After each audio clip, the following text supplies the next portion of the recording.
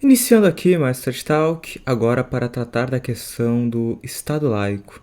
Afinal, seria lícito a um católico defender a existência de um Estado laico?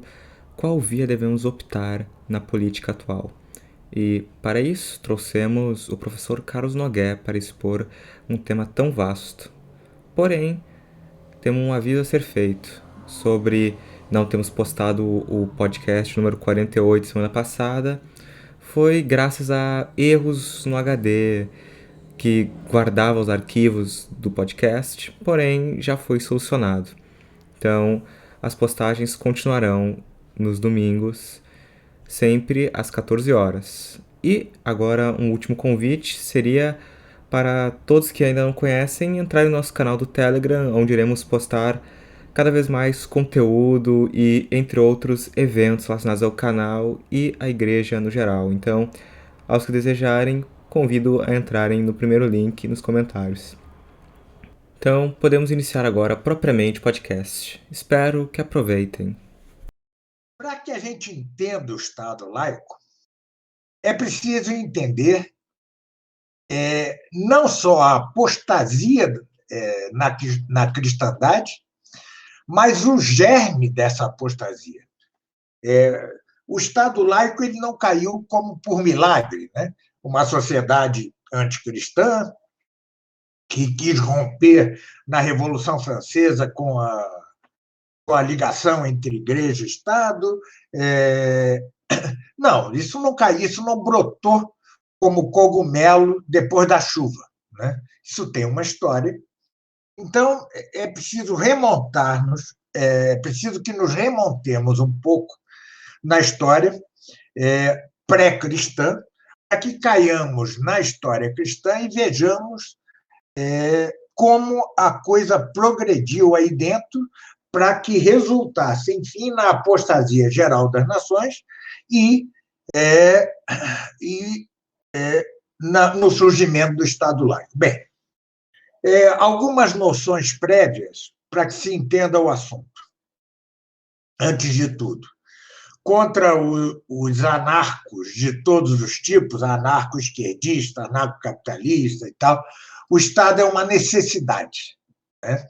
Ainda que não tivesse havido pecado original, como diz Santo Tomás na Suma Teológica, haveria Estado. Claro que com algumas funções, com menos funções que o Estado pós-pecado original. Por quê? Se não tivesse havido pecado original, o Estado não necessitaria da força repressiva, coercitiva, não necessitaria, pelo menos supõe-se, aplicar a força de modo algum. Por quê? Porque os homens não estariam propensos a pecar socialmente, a pecar não só individualmente, mas socialmente. Então, ainda que com funções menores, antes com funções administrativas ou coordenativas, melhor dizendo, haveria Estado, ainda que não tivesse havido o pecado original. E isso é assim porque está escrito em nossa própria natureza. Nós somos animais racionais. E, em razão da racionalidade, somos também animais políticos, né? Não confundir exatamente animal político com animal gregário, né? As formigas são gregárias, os cupins são gregários, os leões são gregários, e, no entanto, eles não são políticos.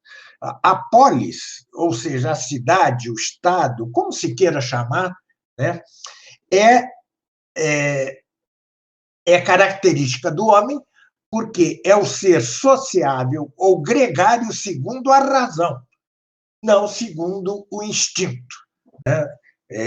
A formação das cidades é algo racional. E, no entanto, é uma propriedade, é o que se chama, é o acidente próprio chamado politicidade, que é próprio do homem. Com a queda, porém, já a provável primeira cidade do homem, a cidade de Caim e seus descendentes, já era uma cidade sem Deus, né? Toda a parte do Gênesis referente à cidade de Enoque, que era o nome dado à cidade dos descendentes de Caim, mostra uma polis, uma sociedade perfeitamente capaz de inventar a siderurgia, capaz de inventar instrumentos musicais, capaz de inventar uma série de coisas, mas sem Deus. Esse episódio do Gênesis termina com um poema nos moldes poéticos dos Salmos e que, no entanto, parece ser um resto de algum ritual satânico, porque ele é de perfeito caráter satânico, né? Então, se não tivesse havido o pecado original, Adão teria sido o primeiro pontífice da humanidade. Em que sentido?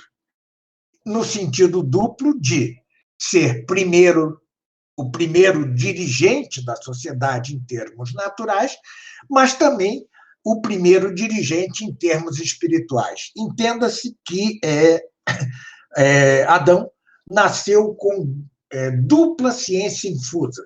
Ele nasceu com a ciência natural infusa e nasceu com a ciência sobrenatural infusa, né? Razão porque ele era pontífice, ou seria pontífice, em duplo sentido.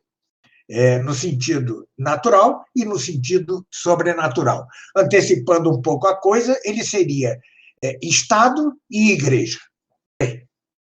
Isso reunido num mesmo homem. Com a queda, porém, as cidades, então, tornam-se satânicas, o que não quer dizer que depois, sobretudo do dilúvio, né, não tenha havido civilizações formalmente sob o domínio de Satanás, mas materialmente conducentes, de algum modo, à plenitude dos tempos que seria Cristo. Então, nós vemos desde o Código de Hammurabi, que tem algo da lei natural, depois vemos que, aliás, as primeiras sociedades de onde viria a ser a Grécia, né, eram monoteístas, um monoteísmo meio estranho, mas eram monoteístas, né? Em geral, os descendentes de Jafé guardaram algo de boa religião. Então, as civilizações antigas, pré-cristãs, de um modo geral, mantiveram alguma sanidade em ordem ao sobrenatural. Claro, repita-se, formalmente estavam sob o domínio de Satanás, seus deuses eram demônios, mas algo havia ali que não era de todo mal. Entendamos que o mal tem graus, né? O vício tem graus, a falsidade tem graus. Então, entre uma tribo, entre os astecas, por exemplo, e uma sociedade como a Assíria, ou a grega, o Império Macedônico, e depois o Império Romano, há uma distância grande, né? É óbvio que estas são muitíssimo menos más que o Império Azteca, que era formal e materialmente demoníaco.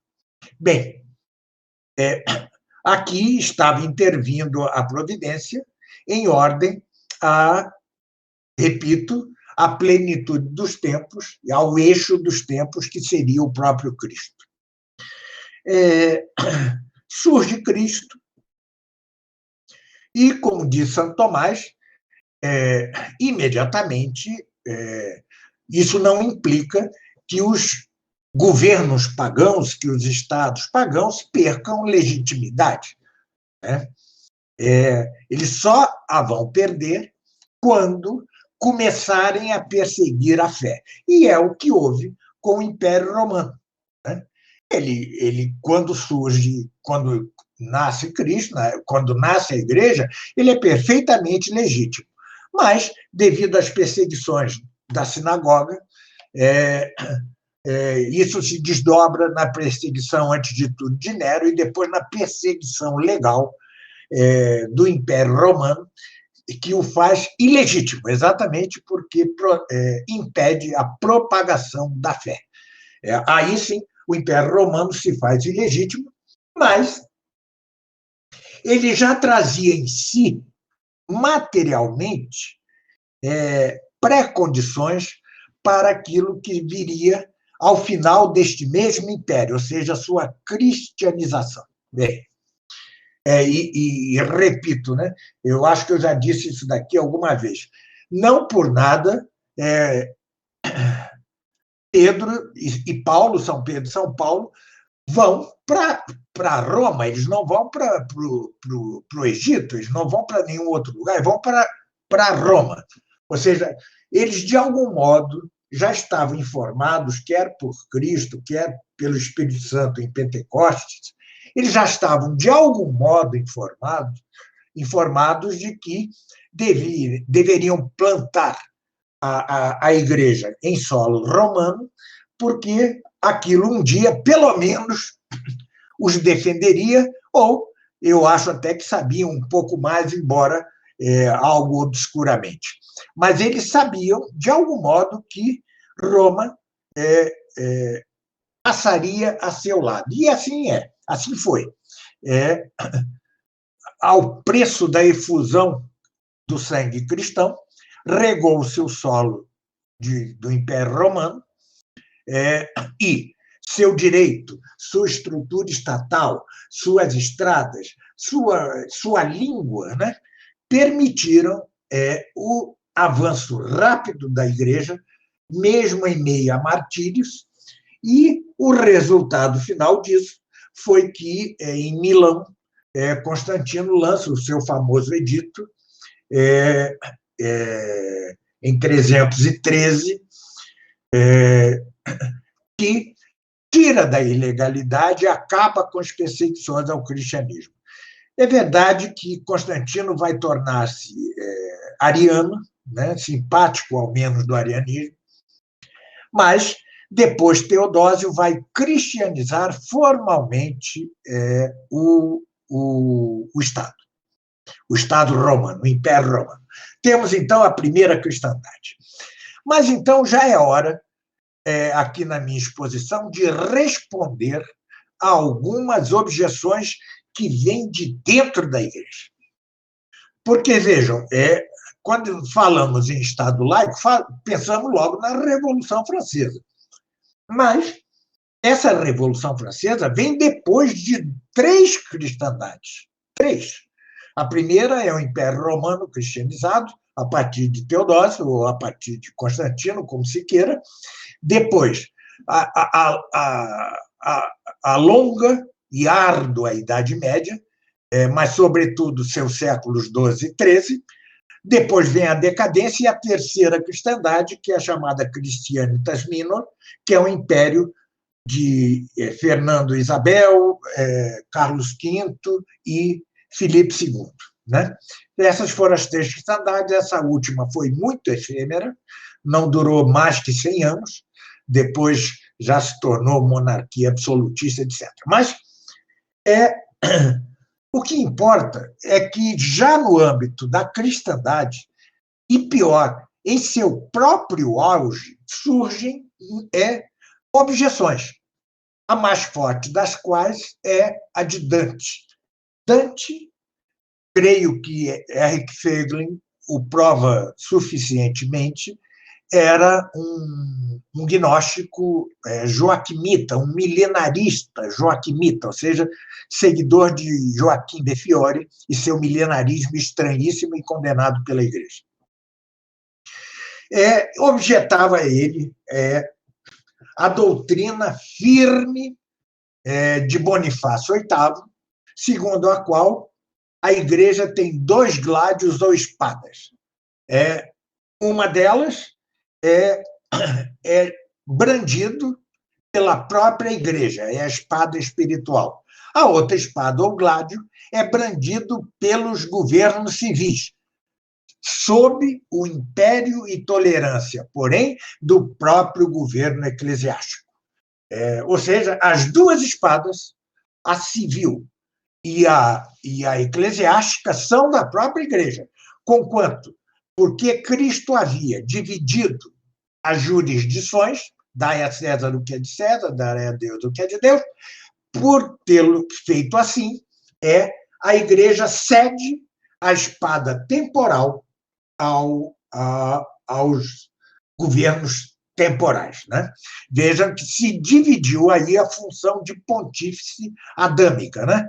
Ou seja, agora Adão está partido em dois, mas continua a ser, ao fim e ao cabo, apesar da divisão das jurisdições, ambas as jurisdições são, ao fim e ao cabo, de certo modo, da igreja, o que implica dizer que a ordem civil se ordena à ordem eclesiástica, o poder temporal se ordena ao poder espiritual, essencialmente e não acidentalmente. Acidentalmente, por exemplo, o Papa se subordina acidentalmente a seu dentista. Né? Enquanto ele está lá de boca aberta com o dentista tratando, ele está subordinado ao dentista. Se ele vai operar, se ele está subordinado ao médico, mas isso é uma subordinação acidental, o que quer dizer que não é subordinação, porque a subordinação ou é essencial ou só o é secundum quid, e não simpliciter ou absolutamente. Bem, respondia Dante, que foi o primeiro grande teórico do laicismo, o primeiro grande teórico, no âmbito da mesma cristandade. Depois se seguirão os nominalistas, Guilherme de Ockham e vários outros, e depois eu vou mostrar a infecção dessa doença no âmbito do tomismo, que foi fundamental para a derrocada da cristandade. Bem, dizia Dante, o homem tem dois fins últimos, um temporal, outro espiritual. O temporal é atendido pelo poder temporal, a saber, alcançar o bem-estar e a virtude na terra. O outro é atendido pelo poder espiritual, ou seja, a salvação da alma em ordem à vida eterna. Vejam que isso é uma meia-verdade, porque, obviamente, o Estado ordena-se ao bem-estar, à paz da sociedade e, sobretudo, à virtude dos cidadãos.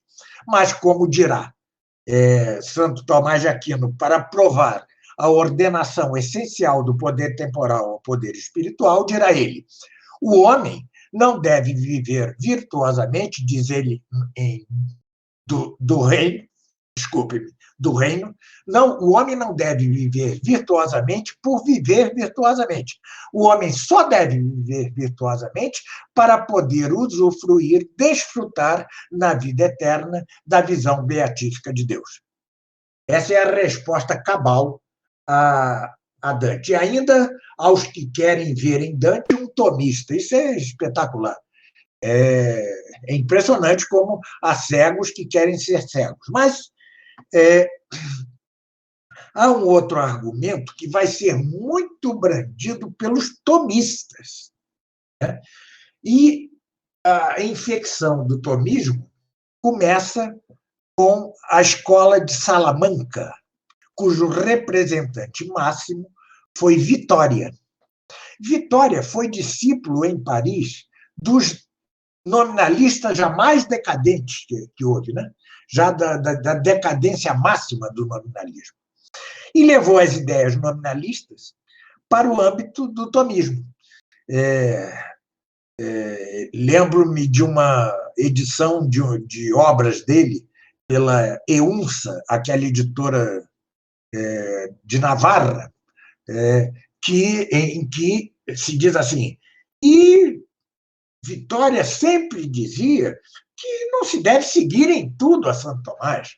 Em certas coisas a gente tem de contradizê-lo porque ele errou. Bom, dito assim, em geral, é correto, ou seja, ele não era infalível, mas se tratava de um dos pilares do tomismo que se fundava, por sua vez, ou coincidia, por sua vez, com a decretação extraordinária magisterial da bula Una Sanctam, que dizia que falava dos dois gládios, né? O que diz Santo Tomás em Do Reino quanto à ordenação essencial do poder temporal ou espiritual é absolutamente coincidente com o que sempre disseram o magistério, os grandes santos, os santos padres, sempre, sempre, nunca houve a menor divergência quanto a isso, até que surgisse Dante.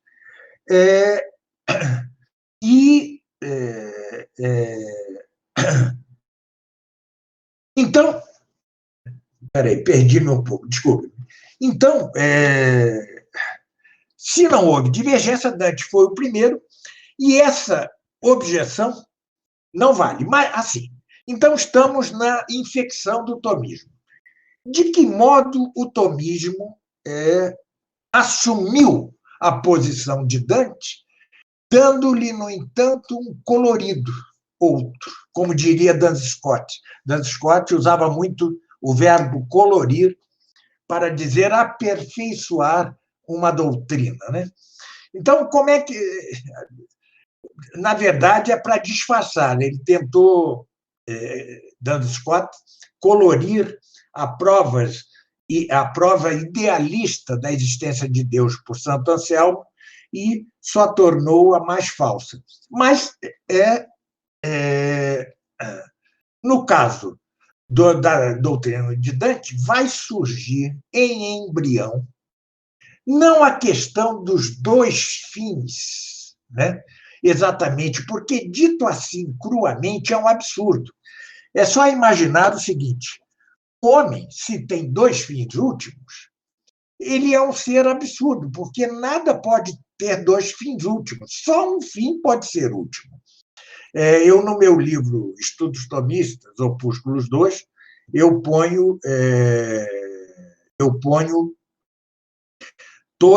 todo o artigo de Santo Tomás para provar que é impossível que qualquer ente possa ter dois fins últimos. Um será o último e o outro será meio para isso. Se o sujeito tem um fim último, que são os prazeres da carne, tudo vai concorrer para isso. Ele pode lutar por ter dinheiro, mas em ordem aos prazeres da carne. Se, inversamente, o fim dele é entesourar, o fim dele é acumular, ele é um ganancioso, tudo que ele fizer na vida, por mais esforçado que seja, se ordenará a este fim último, que é acumular dinheiro, como o tio Patinhas. Bem, então, os tomistas não podiam escancarar tanto nesse sentido, né? Claro que no século XX veremos o tomismo voltar a escancarar nesse sentido. Mas ali, no âmbito da escola de Salamanca, começou a falar-se de algo que é outra meia-verdade. E que os papas, os bons papas, repetiram, né? E que é preciso explicar isso para que se entenda perfeitamente. E vocês já devem ter ouvido falar, e aliás, já devem até ter repetido. Tanto a Igreja como o Estado são sociedades perfeitas, ao passo que a família é uma sociedade imperfeita.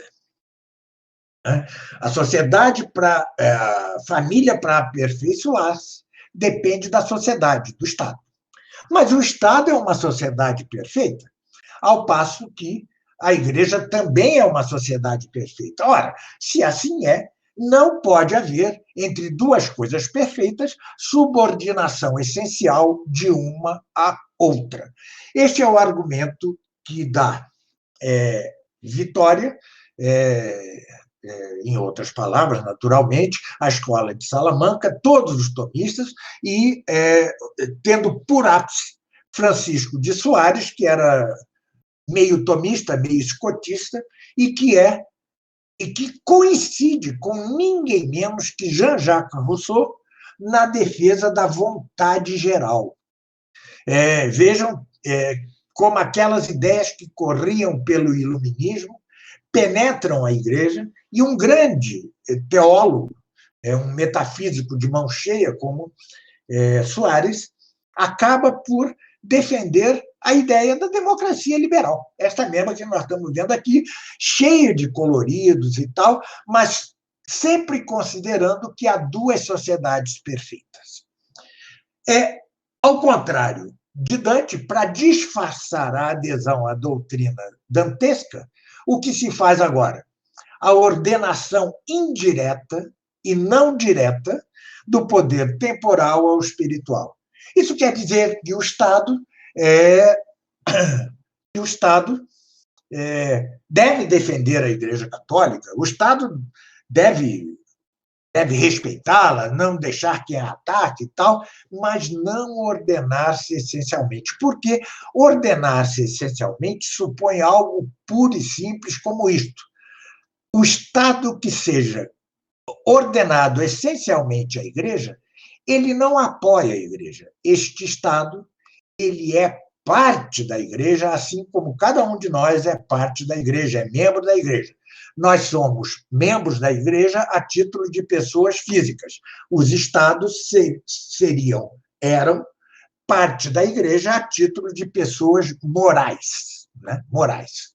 Bem, então é preciso responder a esta objeção para que se veja a iniquidade do Estado laico. Bem, então não vou aqui tratar longamente da coisa que exige todo um livro, né?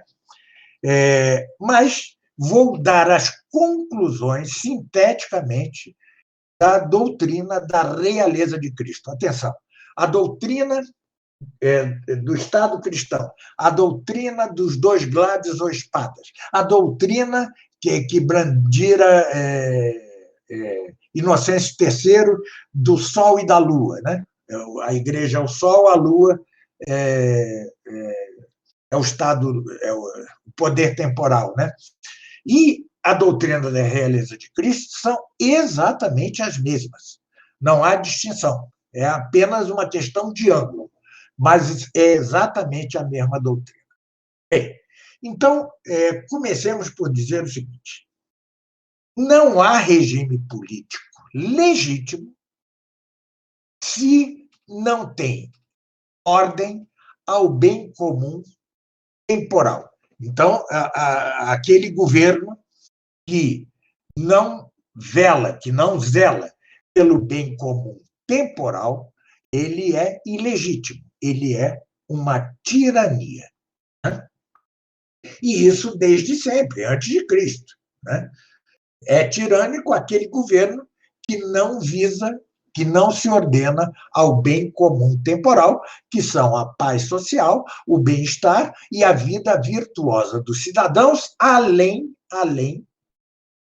da obrigação de adorar a Deus, né? Ainda que não religiosamente no sentido de verdadeira religião.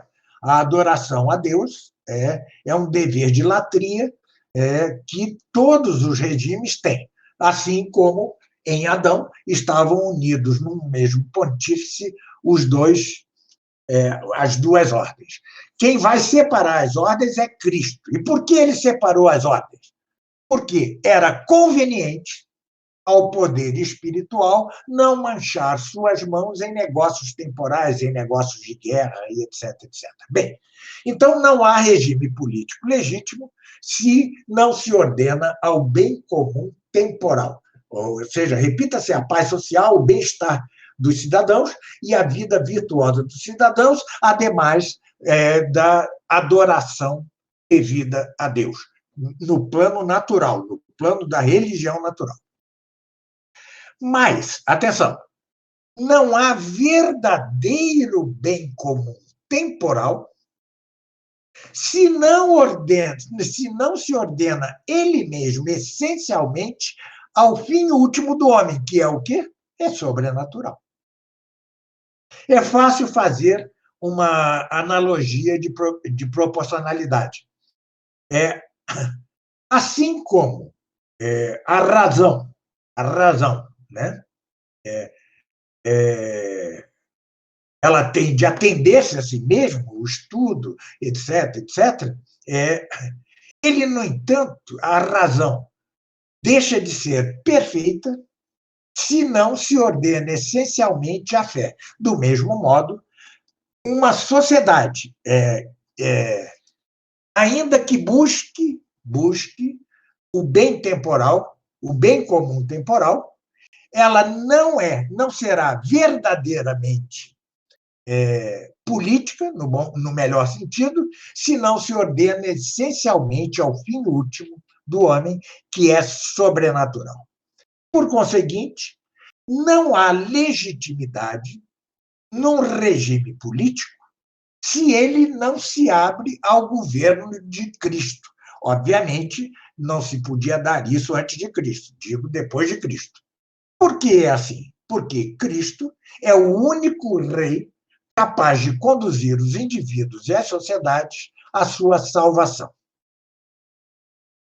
É verdade, repita-se, que Cristo Rei, deixou aos estados o seu próprio ordenamento, né? Ou seja, na medida em que respondam à ordem natural e não sejam corruptos, né? Se os estados não forem corruptos ou tirânicos. Pedindo-lhes, porém, que se subordinassem à sua igreja no que diz respeito à ordem sobrenatural. Daí os seguintes corolários. O Estado é sociedade atualmente perfeita quando está subordinado à ordem eclesiástica. Pronto, isso já resolve a objeção. É sim uma sociedade perfeita quando devidamente subordinada à ordem eclesiástica. E isto é assim porque, neste caso, dando-se essa subordinação essencial à ordem eclesiástica, os homens são curados pela fé e pela graça, e a paz política é certo prelúdio da paz eterna. Mas, assim como a graça não aniquila a natureza, senão que a sobreeleva, assim também a igreja não aniquila ou absorve a ordem natural do Estado, senão que o sobreeleva, tornando, então, a sociedade atualmente perfeita, porque subordinada a ela.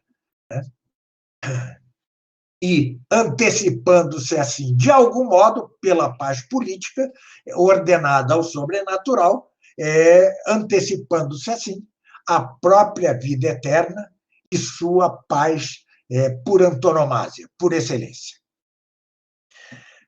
Já deve dizer-se que o Estado é sociedade não atualmente é no sentido de ato, hein? Lembremos-nos da doutrina ilemórfica de Aristóteles, ato e potência.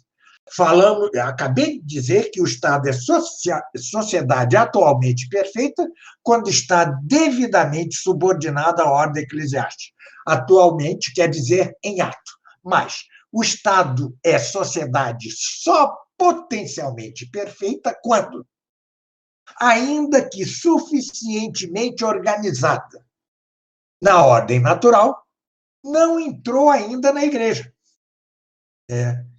Razão porque só tem possibilidade efetiva de se ordenar-se a felicidade eterna, a beatitude eterna, e alcançar a felicidade temporal na medida em que se converta, quando se converta. Mas é preciso dizer que não só é muito difícil, como praticamente impossível que um povo se ordene suficientemente na ordem natural sem a ajuda da igreja, assim como é praticamente impossível, é impossível que alguém, ainda que virtuoso, mas sem a graça, deixe de pecar mortalmente um dia. Santo Tomás se faz essa pergunta na Suma Teológica. Um homem virtuoso, naturalmente virtuoso, ele pode não pecar sem estar em estado de graça? Isso quem dizia era Pelágio, né? E o pelagianismo e o semi-pelagianismo. Não, não pode. Por virtuoso que seja, dado o estado de decadência decorrente do pecado original, mesmo o homem naturalmente mais virtuoso acabará incorrendo em pecado mortal se não se encontra sob a graça, em estado de graça. Do mesmo modo, o Estado.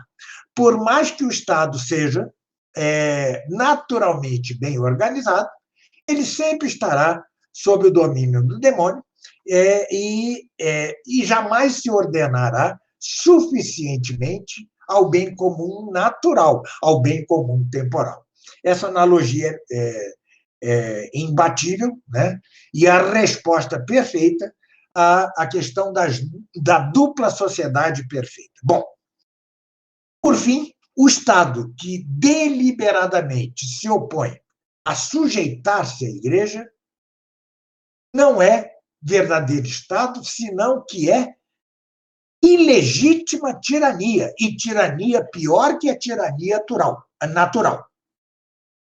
E isso é assim porque não há autoridade legítima que possa erguer-se como obstáculo à salvação dos homens. Bem, por seu lado, a sociedade eclesiástica, o poder espiritual, é sempre e, em todo caso, sociedade perfeita. Nunca é potencialmente perfeita, é sempre atualmente perfeita, em ato. Por quê? Porque a finalidade que ela busca, que ela persegue, é superior à da sociedade civil e não depende dela em certo sentido, já veremos. Tendo sido a Igreja perfeitamente instituída e constituída por Nosso Senhor mesmo, quanto a seus poderes e quanto às suas leis.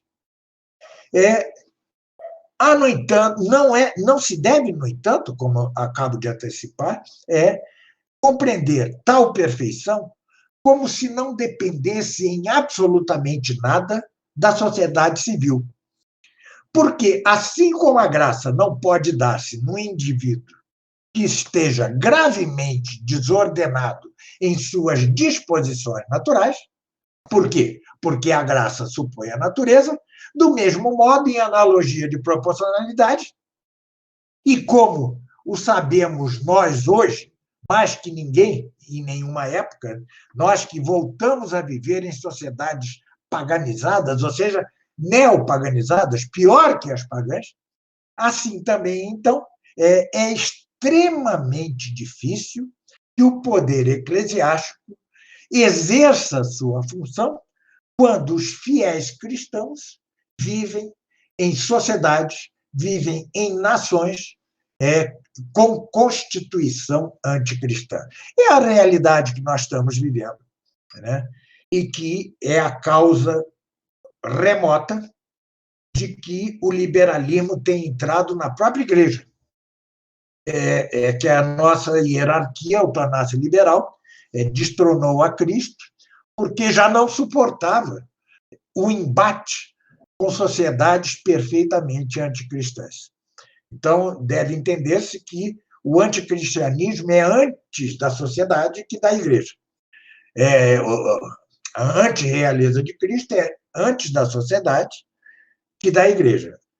A hierarquia, infelizmente, sucumbiu diante do poder temporal, ou do poder anticristão temporal, com a apostasia geral das nações. Bem, de tudo o que se disse, já se vêem as consequências do Estado laico, e que são progressivas. O Estado laico, em sentido estritíssimo, começa já no século XIV, no início do século XIV, quando Filipe o Belo manda prender a Bonifácio VIII, que morre dentro da prisão.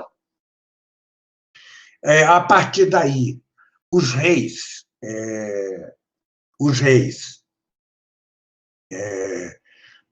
se sublevam, deixam de ordenar-se essencialmente à Igreja, no máximo ordenam-se, o que não é ordenar-se em sentido perfeito, ordenam-se acidentalmente, dizendo-se cristãos e tal, mas a partir daí ao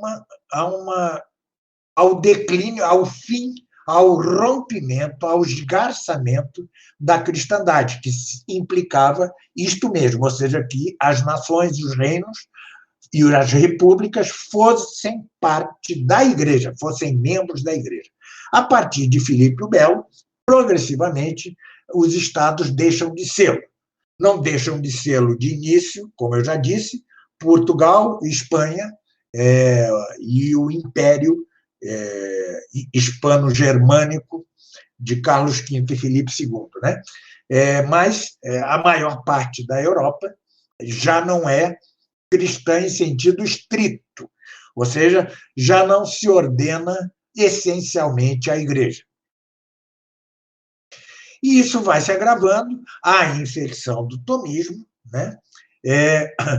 Já vemos as consequências e as punições divinas, o que foi a peste negra, que matou mais da metade da população europeia, se não um castigo duríssimo divino, exatamente pelo fim da ordenação das nações à Igreja, das sociedades à Igreja, dos estados à Igreja, dos reinos, das repúblicas à Igreja. Foi o maior dos castigos. Né? Nem a gripe espanhola foi tão grave, apesar dos seus 75 milhões de mortos, nem ela foi tão grave como a peste negra, né? A ponto de grandes santos, como São Vicente Ferrer, anunciar o fim do mundo. Claro, isso junto com o grande cisma do Ocidente. Mas, e também é um reflexo disso, o cisma do Ocidente é um reflexo da descristianização da sociedade.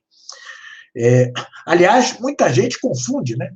Muita gente diz, não, mas o Brasil é um país cristão, porque, certa ou erradamente, supõe que a maioria dos indivíduos brasileiros seja cristã ou católica. Ainda que o fosse, isso não faria do Brasil um país católico. O Brasil seria um país cristão se fosse parte da Igreja, como tinham sido reinos no medievo, como tinha sido o Império Romano a partir de Teodósio, como foram os impérios ibéricos, né? Espanhol e português. Depois o português foi assimilado no espanhol. Bem, então, vem se descristianizando, nós temos castigos como a peste negra, e nós temos o surgimento do humanismo, temos o surgimento do renascimento, do mal chamado renascimento, depois vem a reforma luterana, tudo isso é consequência disso, não se duvide, hein? Tudo isso é consequência, mesmo a reforma luterana é consequência disso. Claro que há outros fatores, né? A reforma luterana é caudatária da devotio moderna, né? Que um de seus representantes mais ilustres é Tomás de Kempis, né? O autor da Imitatio Christi. Mas advém daí também, decorre daí também a reforma, mas não só. A reforma é também resultado de movimentos heréticos no século XV e no século XIV, que já eram uma resposta, uma correspondência à descristianização das sociedades, enquanto já não se ordenavam perfeitamente, essencialmente, à Igreja. É aí que começa a apostasia geral das nações, dada por Cristo como um dos sinais da proximidade do fim. Então, já vemos todas as mazelas aí. Claro, o Concílio de Trento e o Império de Carlos V e Filipe II resgatam um pedaço da Europa, mas já um pedaço reforma ou pela neopaganismo renascentista e humanista, resgatam, mas já é uma Europa semi-católica. Ela já não é perfeitamente católica. Há um claro declínio espiritual, intelectual e tal. Veja-se que, no âmbito do mesmo Império Espanhol, que foi a terceira cristandade, é que surge a Escola de Salamanca. A Escola de Salamanca se dá num império perfeitamente cristão e que, no entanto, ela já antecede, é antecessora do iluminismo e do liberalismo no terreno político que vão resultar na Revolução Francesa. Sim. Professor? Sim. Sim. Eu gostaria de fazer uma pergunta. É um argumento recorrente entre as pessoas da Opus Dei, defensores do laicismo e etc. Uhum. E o laicismo tem uma origem cristã.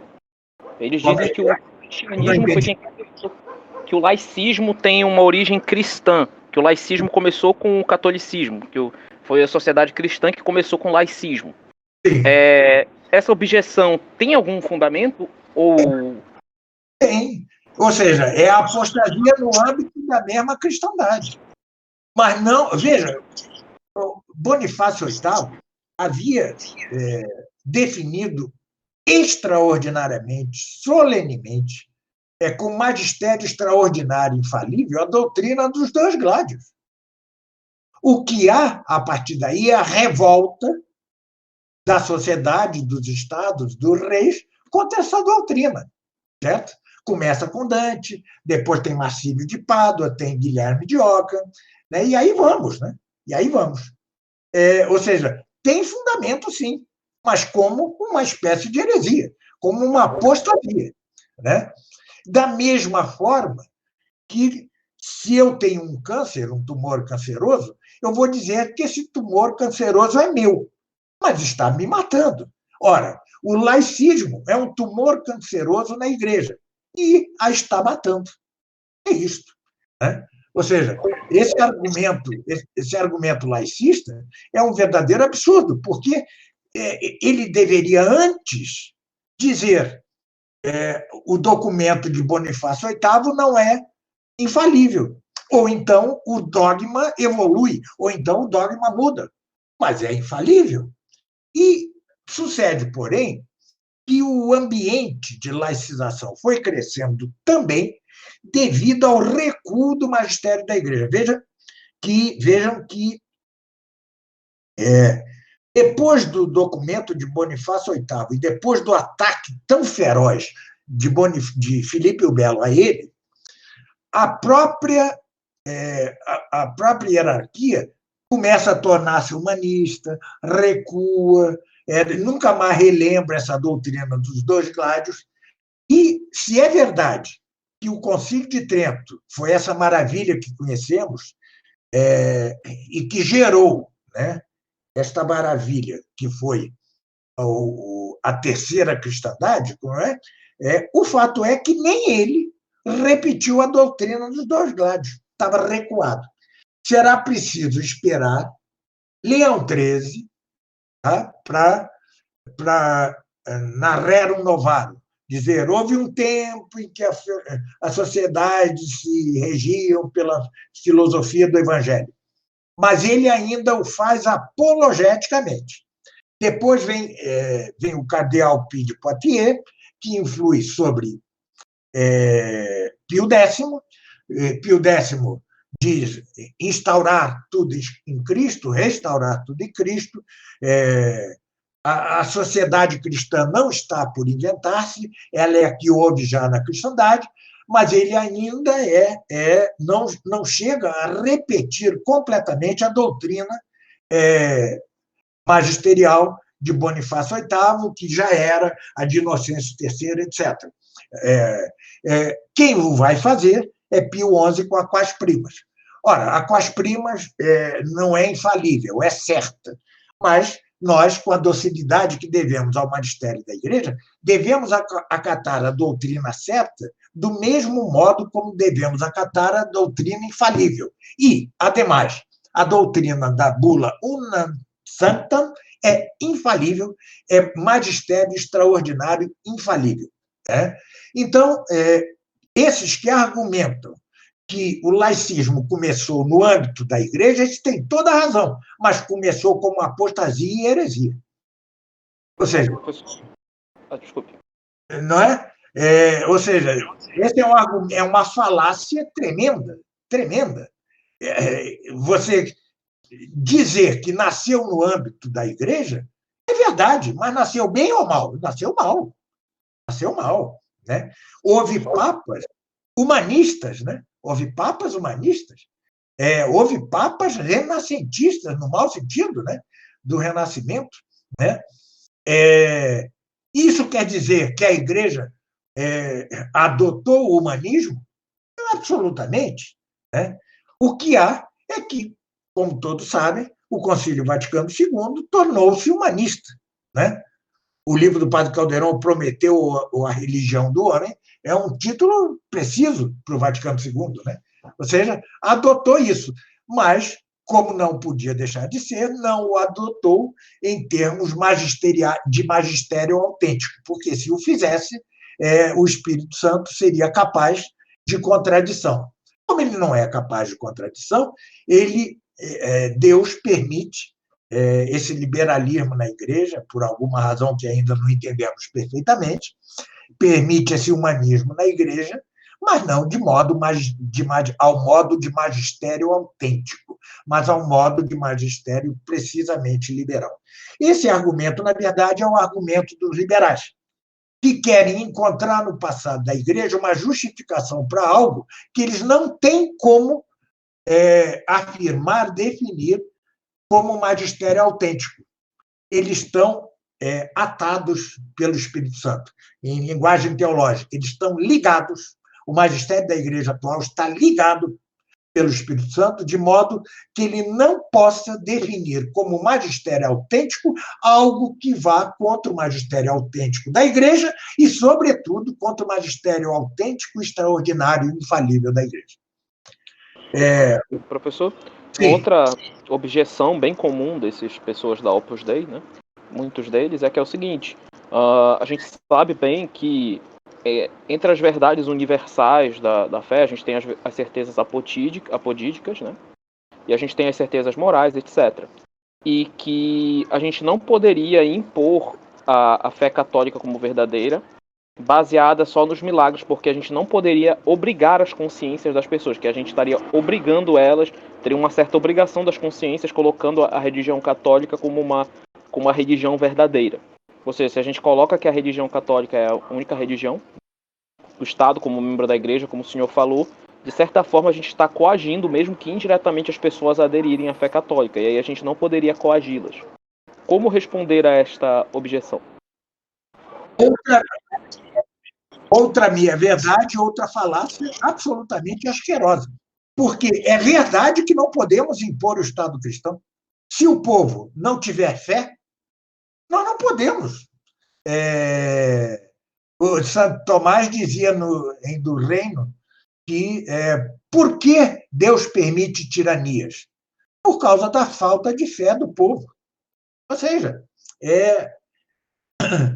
é óbvio que não podemos impor o Estado cristão. O Estado cristão é decorrente de que, em certa nação, a maioria tem a fé. Isso é óbvio. Mas e aí está a falácia asquerosa dessa gente, que, conquanto não possamos impor um governo cristão a um povo não cristão, não devemos nunca deixar de dizer a esse mesmo povo que ou eles se põem sob a realeza de Cristo ou serão pasto de demônios. E é isso que essa gente liberal, católica, entre aspas, faz. Deixa de dizer ao povo que eles devem pôr-se sob a realeza de Cristo e sob um Estado cristão. Foi exatamente o que fez a Liga Cristo Rei. Exatamente quando eu lhe apresentei ao CDB e à Liga Cristo Rei um programa de governo cristão, a resposta que me foi dada, eu acho que eu já falei disso em algum podcast aqui, a resposta: nós não temos força para isso. Mas quem disse que devemos ter força para isso, para dizer a verdade? A verdade deve ser dita sempre. Se nós vamos conseguir ou não impor, estabelecer, de novo, um Estado cristão, isso não o sabemos, isso não nos cabe. O combate é nosso, mas a vitória é de Deus.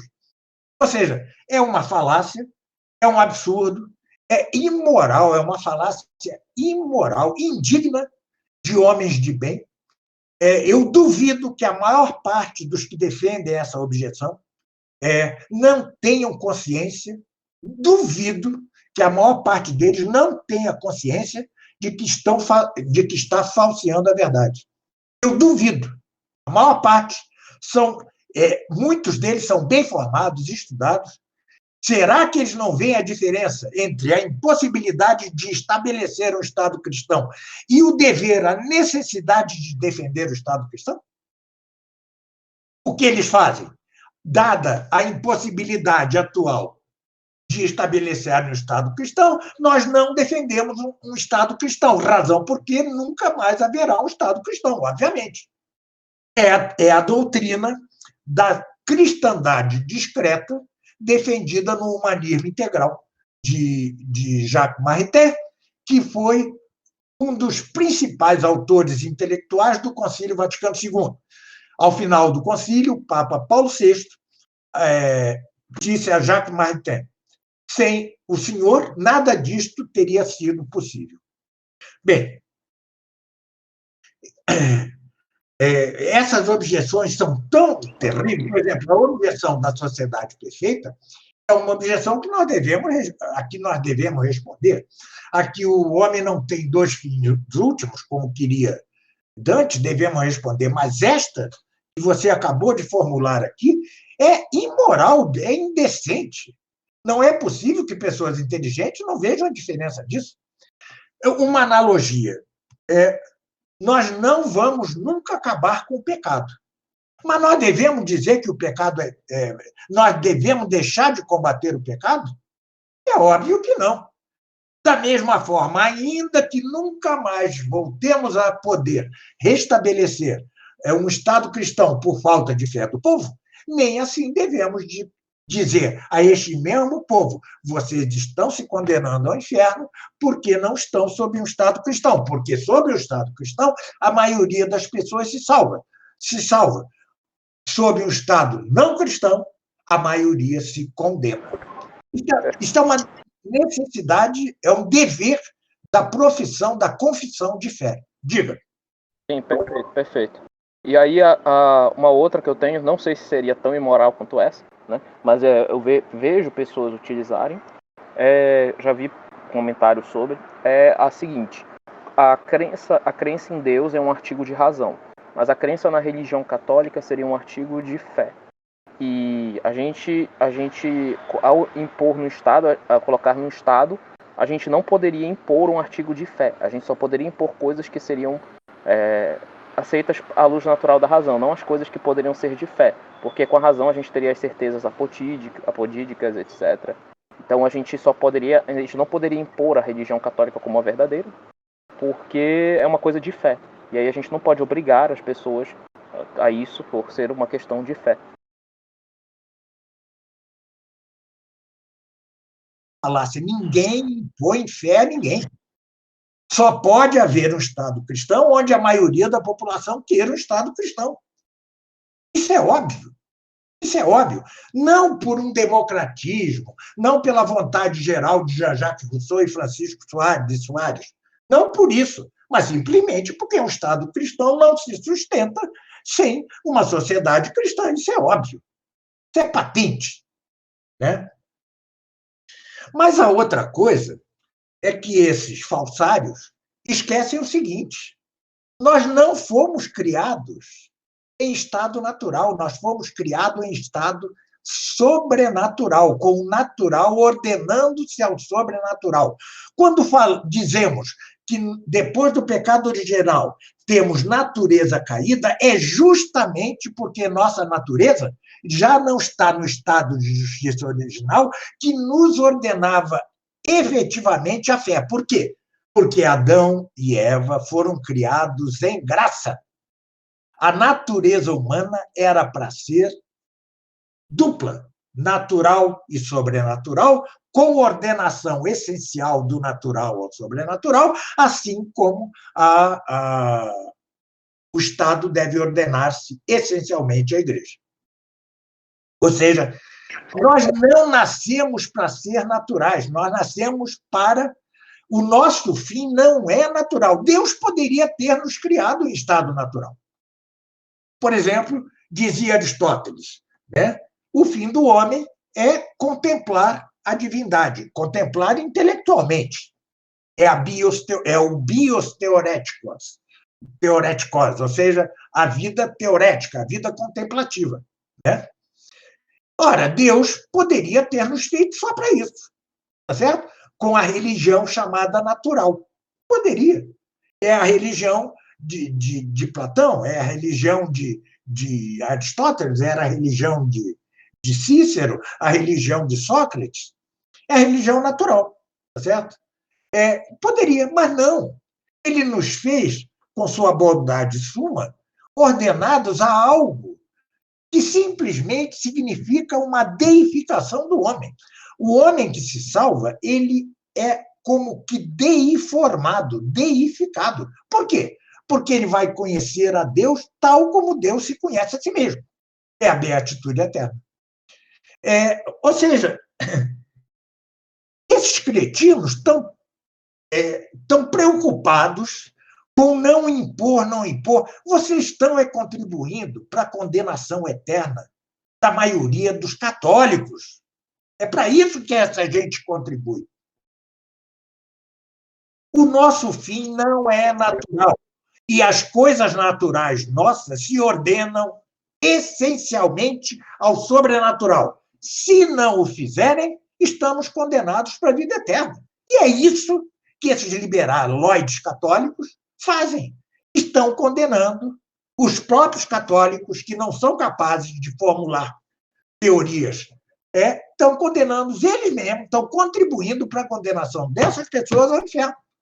São corresponsáveis pela condenação de milhões, de bilhões de pessoas desde a apostasia geral das nações. Sim. E sim, também é importante a gente falar que o próprio Aristóteles falava que Cícero também falava que os estados deveriam ser ordenados ao eterno. Então eles próprios porque eles não conheciam a fé sobrenatural. Certo? Sim. Mas lembre-se da passagem maravilhosa de Platão, que dizia o seguinte: quanto a essas coisas são as coisas da divindade e tal. Ele dizia: devemos seguir a opinião dos antigos, os mitos, né?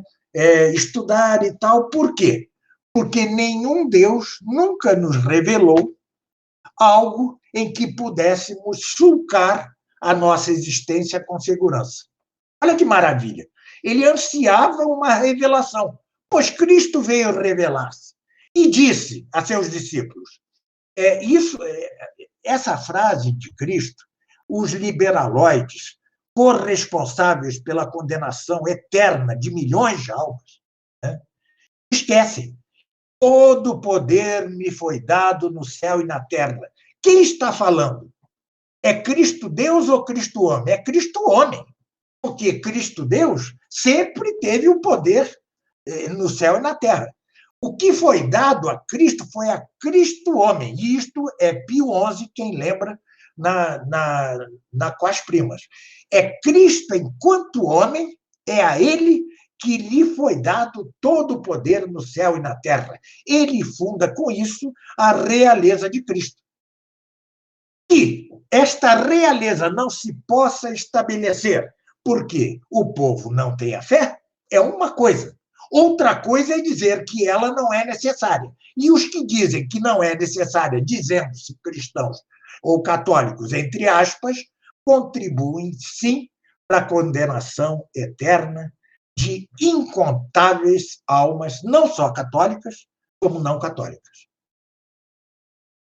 Eles são corresponsáveis. O peso, como diz Pio XI no final da Quas Primas, sobre aqueles que me tiraram da vida pública, isso é Cristo falando. Não, sobre aqueles que tiraram Cristo da vida pública, Cristo mesmo aplicará a mais terrível das vinganças. Muito pior que aquele fiel que, por ignorância ou incapacidade intelectual, vai para o inferno, muito mais grave será a pena sobre aquele que os faz ir ao inferno. E é isso que os liberais católicos fazem: levar as almas ao inferno, sejam de que grupo forem, sejam de que instituto católico forem, de que liga forem. O que eles fazem é, ao aderir ao liberalismo olavético, ao aderir a todos esses liberalismos bolsonaristas, o que eles fazem é condenar, é colaborar para a condenação eterna de zilhões de almas. E, contra estes mesmos que contribuem para isso, é que Deus aplicará, Cristo mesmo aplicará, como diz Pio XI na Quas Primas, a mais terrível das vinganças. Porque, digo eu, muito pior que a prostituta é aquele que defende a prostituição. As consequências do Estado laico vêm-se em progressão geométrica. Geométrica. Hoje, nós vivemos em sociedades já perfeitamente satanizadas, onde Satã é assumido cada vez mais, onde se matam bebês no ventre materno, mas em número incalculável, onde os pecados contra a natura não só abundam e se multiplicam, como se tornam leis das sociedades. Veja-se o caso do Canadá, em que se fez legal a relação sexual com animais. Será que esses imbecis não veem, desses liberaloides, não veem a progressão da coisa? Não veem que, assim como São Vicente Ferrer, julgando que estava no fim dos tempos, clamavam: convertam-se, convertam-se, a sua vida está mal, isso no século, antes até do Renascimento, no século XIV, XV, sei lá em que época ele viveu, assim, nós devemos fazer o mesmo. Ou os estados se tornam membros da igreja, ou serão pastos de demônios. E cada vez mais. Eu tenho 68 anos.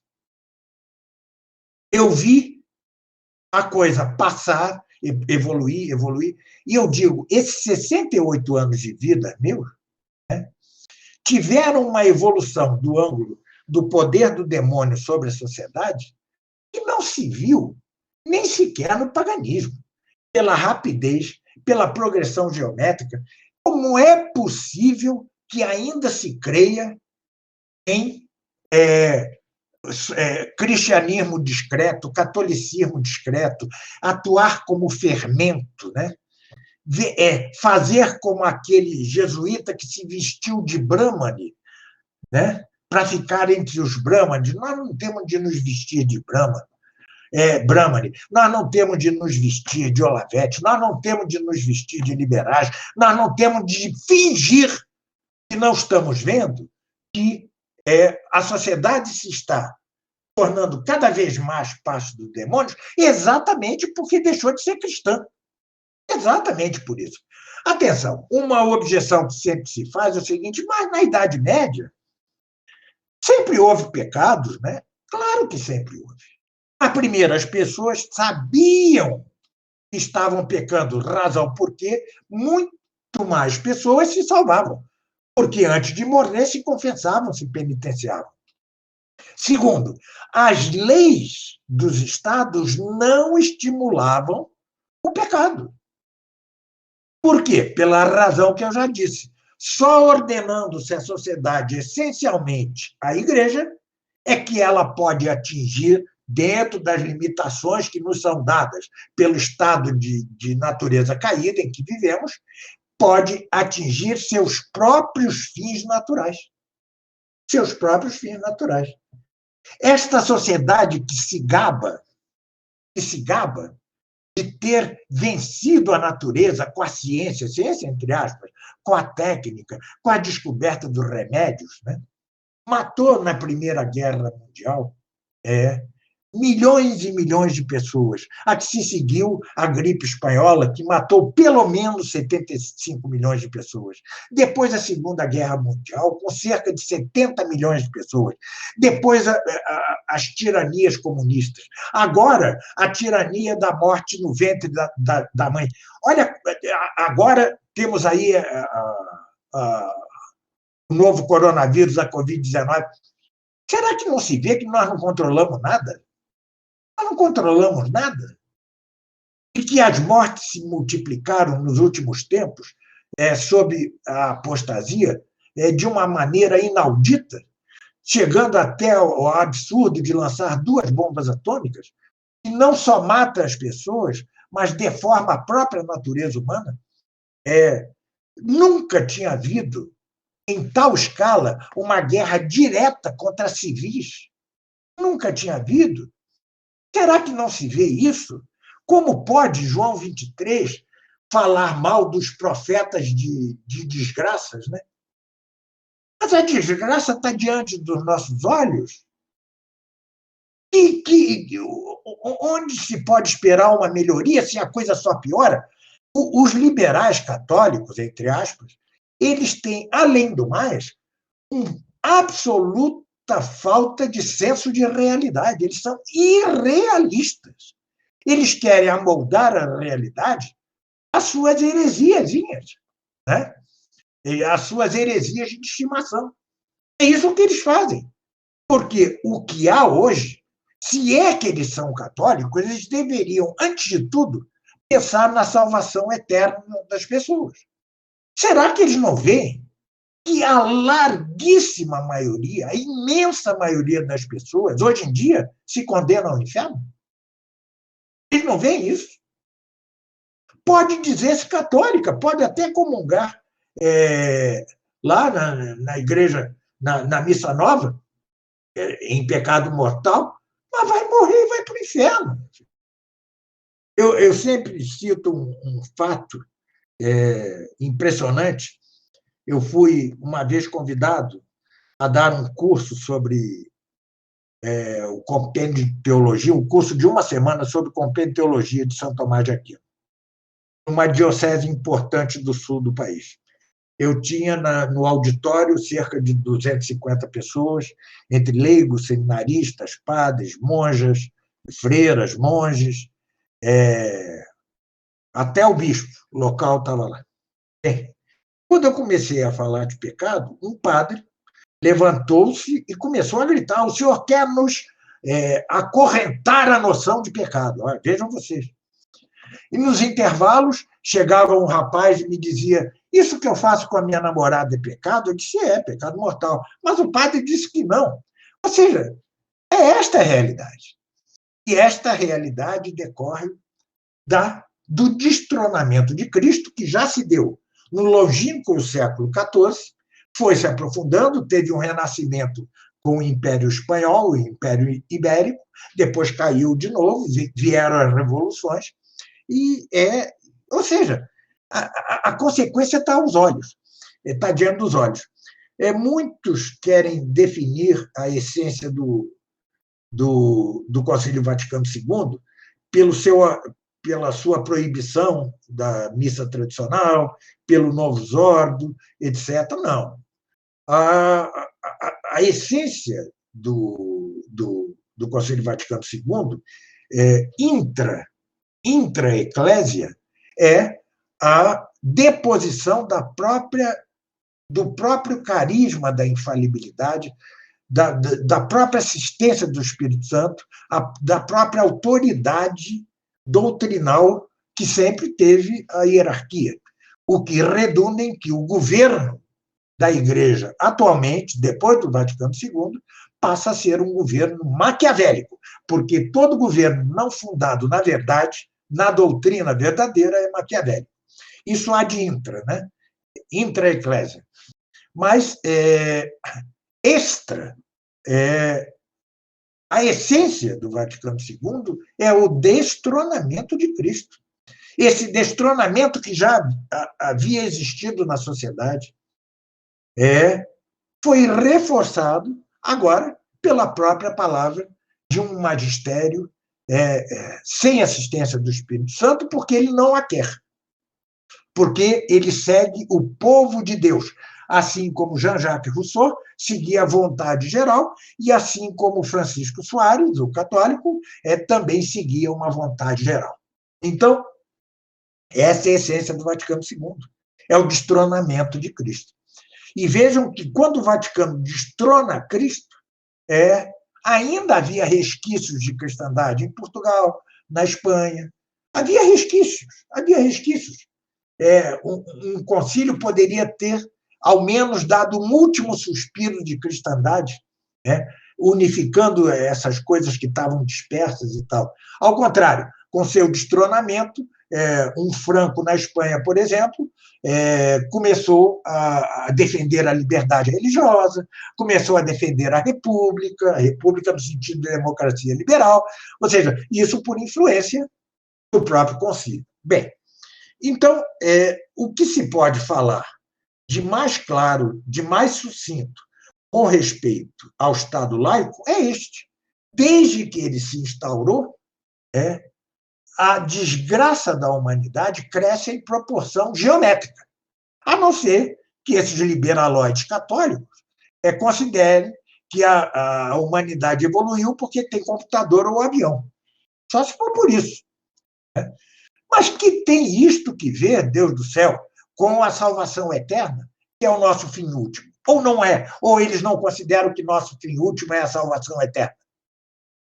Ou seja, são uns mágicos que ficam escondendo a essência da doutrina cristã com giros e falácias e torneios que, repito e repito, são uma renúncia ante a sociedade anticristã, são uma abdicação ante a sociedade cristã e colaboram potentemente para a condenação de milhões e milhões de almas católicas ao inferno.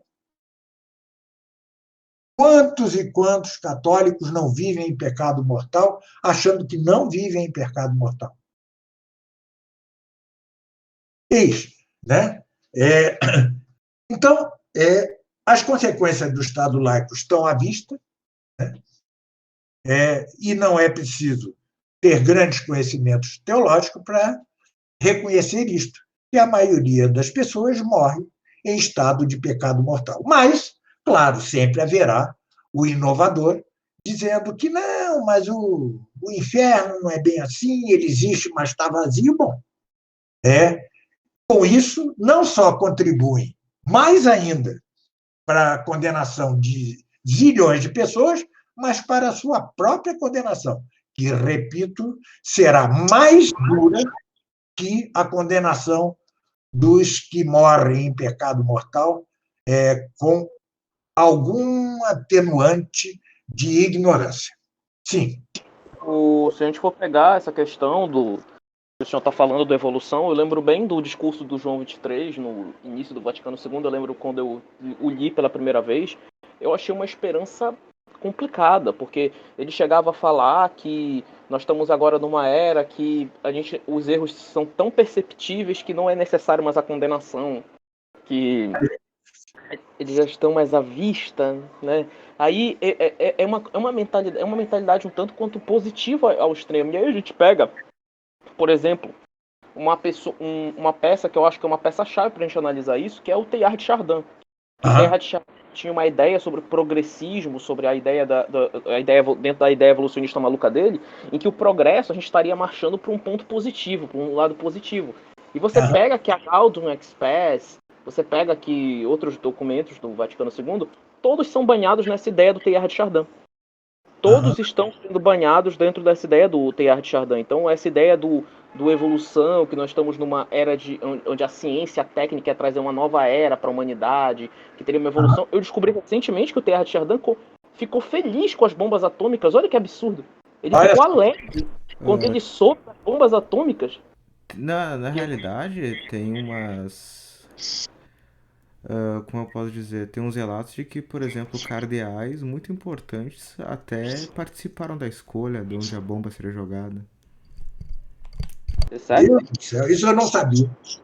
Não sabia também. Mas isso daí é para um estudo posterior. Eu posso trazer as fontes e depois, não é, constatarmos, porque o próprio Paulo VI, na época, ele anuncia como eu posso explicar, na ONU a sua surpresa e faz todo um discurso lá. Eu posso analisar e depois, não é, falar. Mas Pode ser. eles já sabiam que seriam nas duas cidades mais católicas do Japão, então Tem isso, foram jogadas nas cidades mais católicas do Japão. não era um segredo. Então, Eram as únicas cidades onde havia catedral. E o Teilhard de Chardin comemorou as bombas porque era uma demonstração do progresso da humanidade. Olha que absurdo, quer dizer, o cara comemora a humanidade se matando dessa forma. E aí a gente pega os documentos e a gente analisa que a visão do Teilhard de Chardin, não estou dizendo que ele foi a base em si, mas que essa visão que ele propaga é a que a gente encontra dentro desses liberais, ou seja, que veio do passado é imperfeito, e agora nós estamos numa nova era, onde a técnica evoluiu, onde a doutrina, a própria doutrina teve um desenvolvimento melhor, e aí agora a gente pode ter um desenvolvimento mais claro, doutrinal, e aí agora a gente já entende melhor as coisas que antes nós não entendíamos, que antes nós não compreendíamos, ou seja, o que o passado se foi, no fundo é um evolucionismo. Isso que é interessante. Então cai no evolucionismo. Então eu percebo que é isso, como o senhor falou desses católicos liberais, questão de condenar as almas, a questão de condenação às almas do inferno, como o senhor falou já em alguns vídeos atrás. As pessoas começam a defender hoje em dia que a grande parte mais pessoas se salvam do que se condenam, indo contra o consenso dos santos. Isso mostra uma tentativa de um certo otimismo, sabe?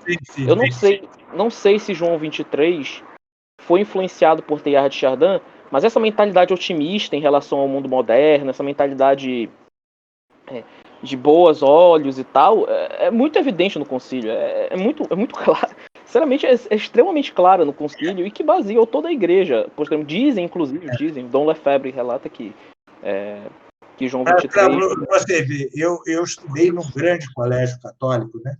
Quando eu tinha 16, 17 anos, o que se ensinava nas aulas de religião era Teilhard de Chardin. Olha, eu aprendi perfeitamente Teilhard de Chardin. Né? É claro. E logo me tornei ateu. Né? Ele é alguém extremamente complicado. É igual como o senhor fala do Padre inteiro, né? Que ele é uma ponta de muito. O nó de muitos fios, né? Eu percebo que tem a também. Eu ainda necessite aprofundar-me mais quanto a ele. Sim, quanto a Teilhard de Chardin, é evidente, ele está condenado. Né? A doutrina dele é condenada. Né? Sim, com certeza. E a gente pega, por exemplo, que dizem, inclusive, que o João 23, Dom Lefebvre relata que tinha boatos na época do concílio, né? Que João 23, perto de morrer, perto dele, dizia: parem o concílio.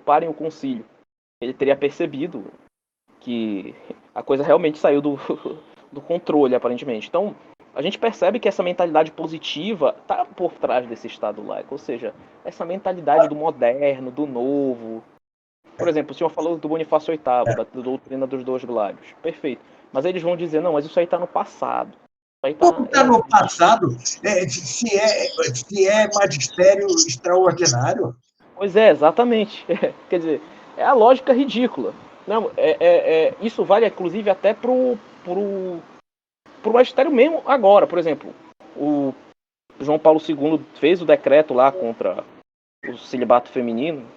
O celibato não, o ordenamento feminino e tal, que foi dito que, por ser repetido por todos os papas, seria infalível, mas não era magistério extraordinário, etc.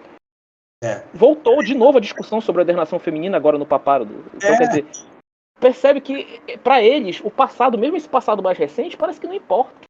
Não, não importa, não importa. Eles estão na tal evolução do dogma, né? Tá certo? Ou seja, agora, uma coisa muito bonita que eu gostaria de citar no rito tradicional, né? No hino das vésperas da Epifania, se diz em latim o que eu vou dizer aqui em português, né? É o seguinte: cruel Herodes, por que temes que venha o Rei Deus? Não arrebata ele os reinos terrenos? Quem dá os celestiais, melhor, não arrebata os reinos terrenos? Quem dá os celestiais? Vejam que maravilha de hino das vésperas da Epifania. Vejam que maravilha como resume a doutrina perfeita. Cruel Herodes, porque temes que venha o Rei Deus? Não arrebata os reinos terrenos aquele que dá os reinos celestiais? Não é perfeito isso? Né? Ou seja, os liberais argumentam aquela resposta de Cristo a Pilatos, né?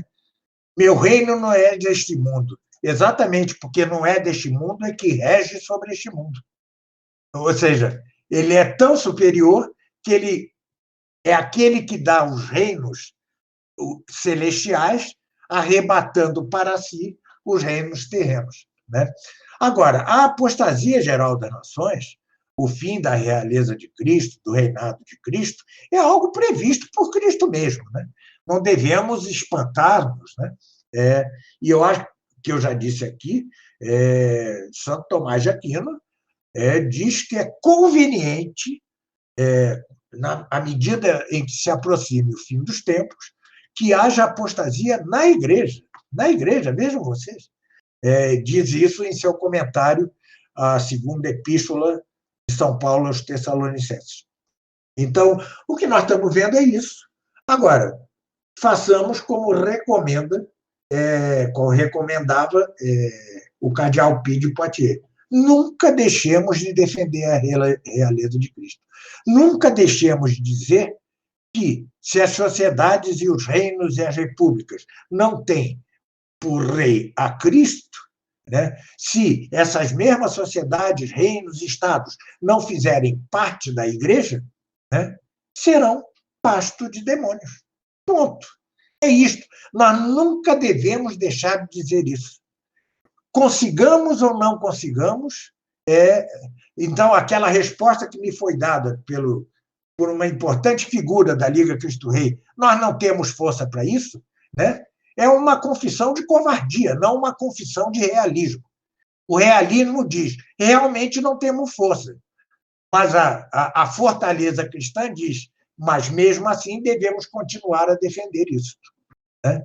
Ou seja, não se use em vão o brado Viva Cristo Rei. Isto é quase sacrilégio se você não leva às últimas consequências o que esse brado quer dizer. E levar às últimas consequências não é impor, senhores liberaloides, não é impor um Estado cristão. Nunca se pôde impor um Estado cristão. Se impuser, não é um Estado cristão. É preciso que, pelo menos na hora do estabelecimento do Estado cristão, a maioria das pessoas se converta. Como houve alguns casos de reinos bárbaros, cujo rei se convertia e batizava todo o povo. Tá certo? Isso é possível. Mas não se pode ter um Estado cristão onde a maioria das pessoas não seja cristã verdadeiramente. Não da boca para fora, mas verdadeiramente, se ela não quer exatamente um Estado cristão que se subordine essencialmente à autoridade espiritual da Igreja.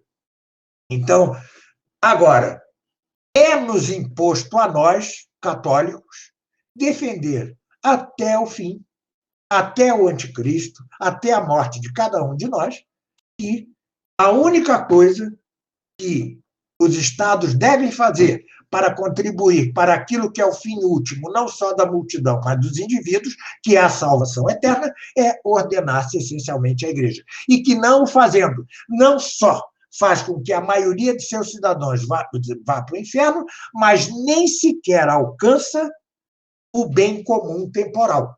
Assim como, mesmo uma pessoa virtuosa, se não está sob a graça, em estado de graça, por mais virtuosa que seja, alguma hora vai incorrer em pecado mortal.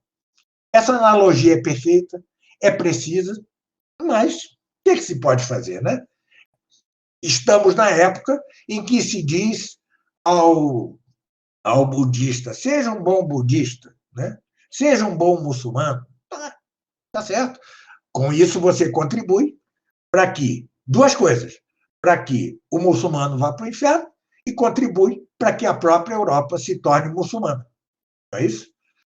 Então, vivemos tempos tremendos, tempos de trevas, não se sabe se nós teremos 2000 anos antes do anticristo, não temos a menor ideia. Se teremos alguns anos, não temos a menor ideia. Mas o fato é que, ao que parece, estamos marchando para ele, e qualquer regeneração social da igreja não se dará, ao que parece, vejam o termo que eu estou usando, senão depois da conversão dos judeus, né? Ou seja, depois da morte do anticristo. É o que parece a marcha do mundo, sem que, com isso, se queira estabelecer, de modo algum, datas, tempos, etc. Quem está fazendo estoque de comida para os 3 dias de trevas, né, é um perfeito louco, né? Tá certo? É um perfeito louco. E essa loucura também se alastra em nosso meio, né? Nós não temos a menor certeza de quanto tempo vai durar isto, de quanto tempo Deus quer pôr à prova os seus eleitos. Pode ser muito tempo mesmo, né? Então, estejamos preparados, não só para a perseguição, que se anuncia claramente, já está no horizonte, a perseguição já está à vista, mas para, no meio mesmo da perseguição, nunca deixarmos de defender a realeza de Cristo, assim como os mártires nunca deixaram de negar-se a acender incenso para os falsos deuses em favor de sua própria vida.